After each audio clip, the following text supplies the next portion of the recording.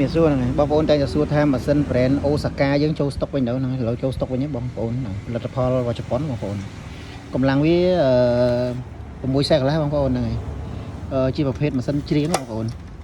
ប្រភេទគ្រឿងលេខ1ប្រភេទពួកនេះមានប័ណ្ណធានា1ឆ្នាំបងប្អូនស្អាតហាប់ណែន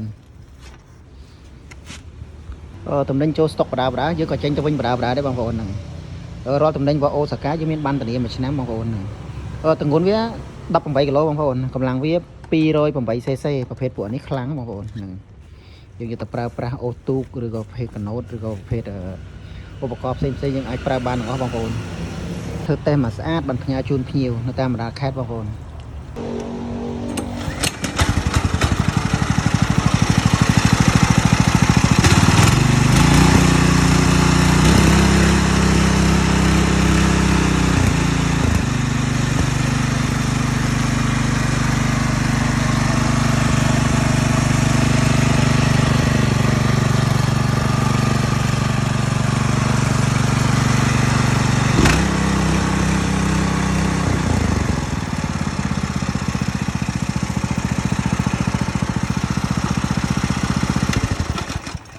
តំណែងតែបងប្អូនវិជាទិញបងប្អូនគ្រាន់តែឲ្យលេខទូរស័ព្ទនិងទីតាំងក្រុមការងារគាត់នឹងរៀបចំបញ្ឆេះធ្វើតែមកស្អាតបានផ្ញើជូនបងប្អូន